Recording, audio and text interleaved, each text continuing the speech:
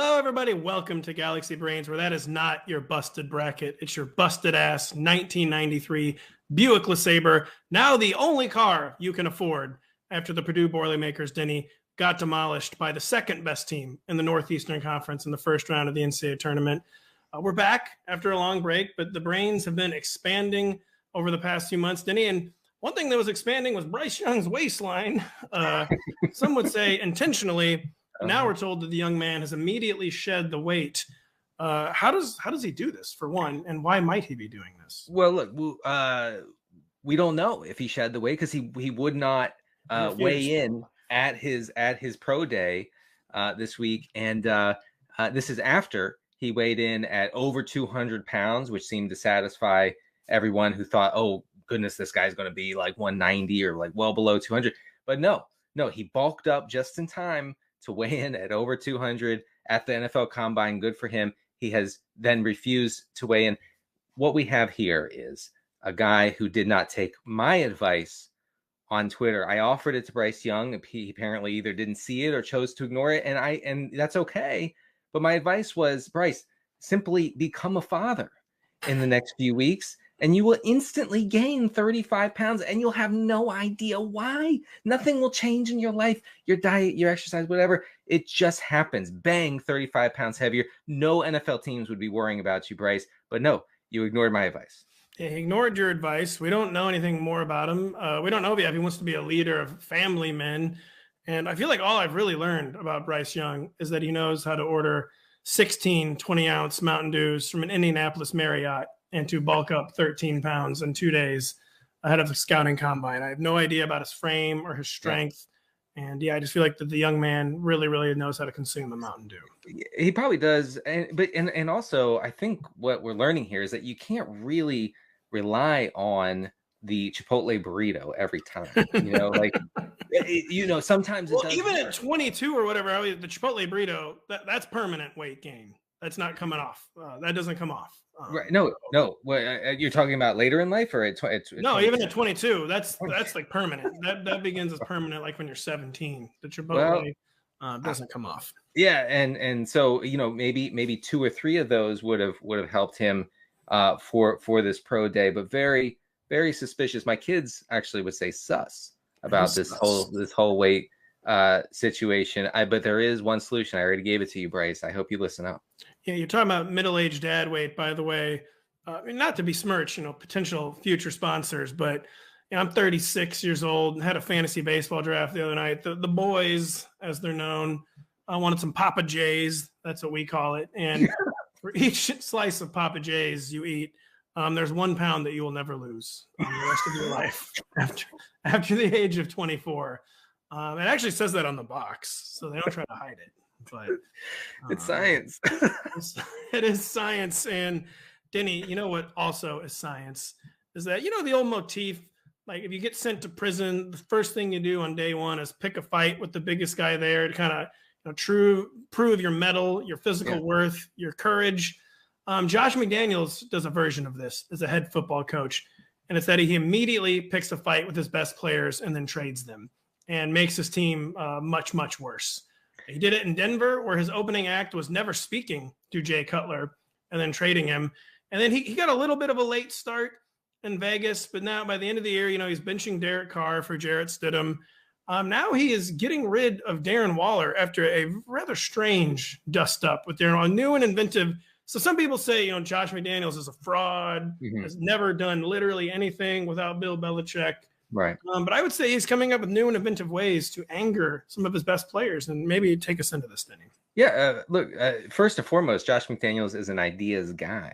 And his latest idea was to reveal the otherwise secretive wedding of his Pro Bowl superstar tight end, Darren Waller, who was going to be married to a Las Vegas Aces player.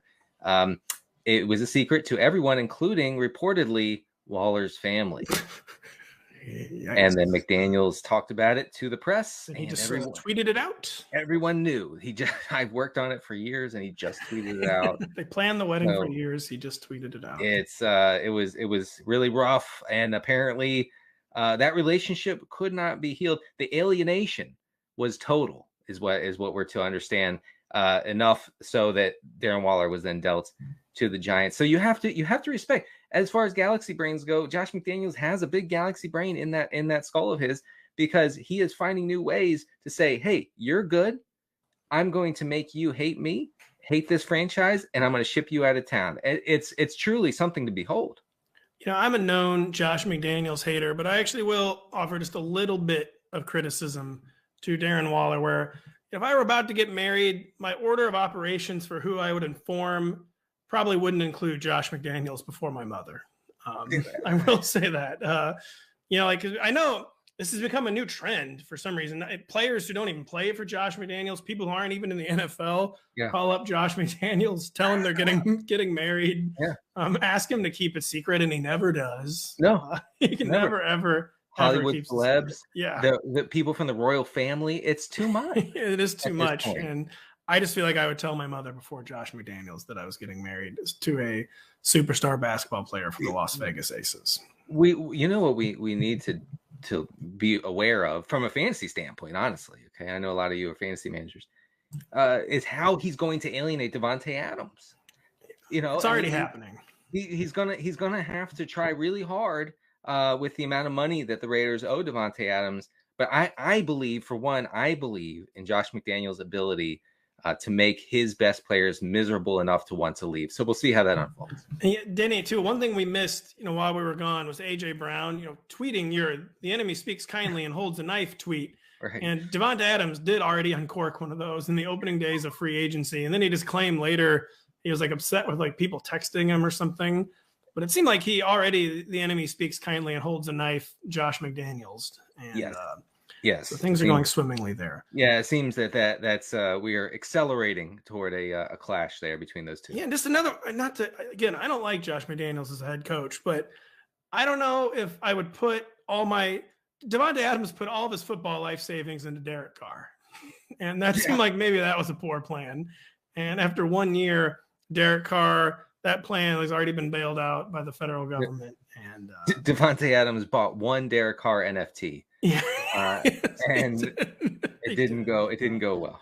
Didn't go well at all.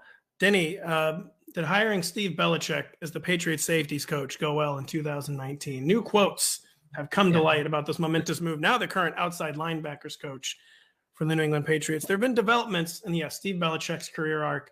Take us through them. Yeah, first of all, I love Steve Belichick's title, outside linebackers coach. The inside linebackers do not report to him. But yeah, I think folks have seen this report. Just to summarize, Steve Belichick was hired as the Patriots safeties coach in 2019 by his dad, Bill Belichick. You may have heard of him. Many are calling him the greatest coach of all time. And here's a quote from longtime Patriot defender Devin McCourty, who kind of is accidentally speaking the truth about how Steve Belichick got onto the New England coaching staff. It says, quote, now he's walking in the room talking about Steve Belichick. It's me, Pat Chung, Duron Harmon, Nate Ebner. We've all got these veterans. I'm older than Steve. Pat's older than Steve. He played with Duron at Rutgers, not Yuckers, and Rutgers. And he's probably the same age as Nate. And he walks in and goes, yo, I'm going to be honest with you all. I don't know what the F I'm doing right now. My dad told me 2 weeks ago that I never ever say the phrase "my dad" when you're my a football dad. coach. Oh my God, you should say coach. My dad told me 2 weeks ago that I was even going to have this job, and now I'm just sitting here like I don't know what's next. And that first year, we all just worked together, which is a really nice way of Devin McCourty sort of making this seem way less terrible than it is. But this actually raises questions, I think, about our preconceived notions of coaching in the NFL. And more specifically, maybe coaching is not genetic. Maybe we need to look further into that to see if a coach's child is not born knowing about too high safeties. Apparently, Steve Belichick wasn't. No, yeah, I mean, just too, I think it shook me to my very foundation because I've always just accepted, the Turner family, the Norville Turner family, that is, the Zimmer family, the Kubiak family, that This is where they're kind of like the Habsburgs, or however you pronounce that old Austrian dynasty. Like, this is where knowledge resides. This is like the dynasty. This is who's going to rule this continent for 100 years. That system never exploded. That system just is still working to this day. And I thought the football system was going to be the same, Denny, the hereditary monarchy in the NFL. And now I'm just not so sure anymore. Yeah. I mean, the fact that 7 families staff every single coaching staff in the NFL, maybe we should look into whether that is right. Because if this is true, if Steve Belichick was told 2 weeks before he got the job that he's a safeties coach, and he walks in and goes, "Yo, I don't know anything about safeties." Here's my thing. If I'm the son of the greatest coach in love NFL being a son. I do like being a son. Here's what I would do. My dad tells me, "Hey, you're going to be the safeties coach." I spend the next 2 weeks doing nothing but learning about safeties. Okay. And I'm just talking about lock myself in the room, and I'm watching the tape, and I'm studying the analytics, and I'm making sure that I know everything there is to know about safeties. And I do not walk in on day one and say, "Hey, veterans, hey, guys who are 4, 5, 6 years older than me, I don't know what I'm doing." It's some are calling it nepotism. I think it's a little strong. Some are calling it nepotism. I'm still not. I still think Bill Belichick, who literally hired a defensive coordinator to be his offensive coordinator, has a really good eye for assistant coaching talent. And I will exempt Bill because I won't question anything Bill ever does. Your next best idea is bringing in Bill O'Brien, and our next best idea is talking over each other. That's right. We're just going to talk simultaneously. Bill Belichick has had nothing but success since Tom Brady left, and I think that is one thing we can point to. Joe Judge is going to stick around, apparently, not as the quarterback's coach, but as the special teams assistant or something. And we had nothing but success in this amazing return of Galaxy Brains until 30 seconds ago, but we're not going to let that mar our good feelings here. So for Denny Carter, I'm Patrick Daugherty. Thank you for watching, and come back next week for more brain expansion.